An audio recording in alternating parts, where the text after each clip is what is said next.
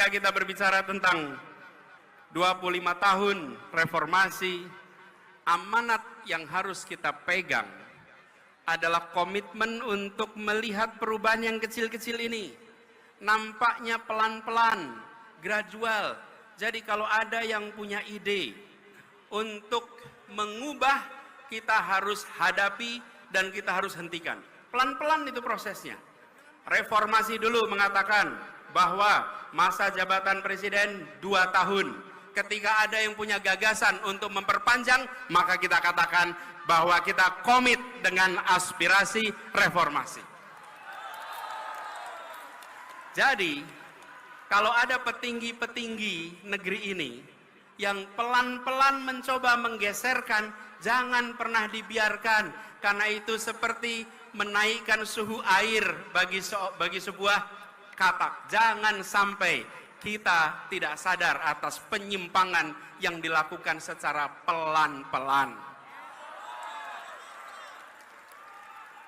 Dan kita harus sadari ini, bahkan kita punya masalah banyak.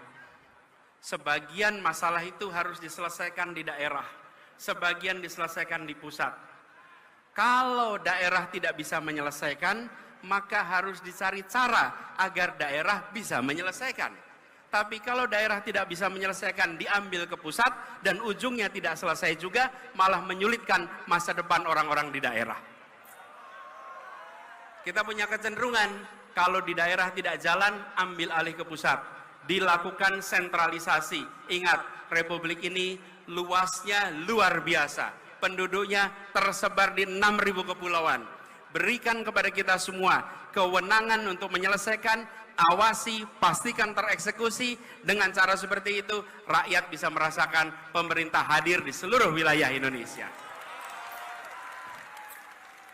Jadi, ke depan kita berkomitmen bahwa pemerintahan yang hendak kita bangun adalah pemerintahan yang mengembalikan spirit yang ada di dalam pembukaan Undang-Undang Dasar 1945.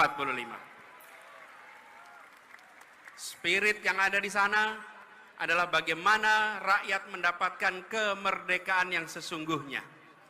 25 tahun yang lalu ketika kita memperjuangkan reformasi, pada saat itu kita berada di dalam suasana ketertekanan.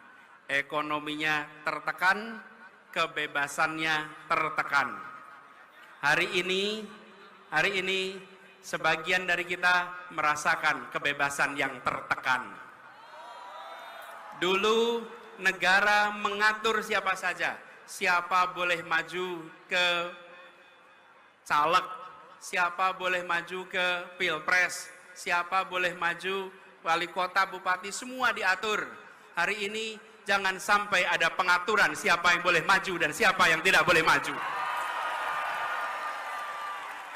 Karena itu bukan diatur oleh pemerintah, itu diatur oleh partai-partai politik atas aspirasi rakyat.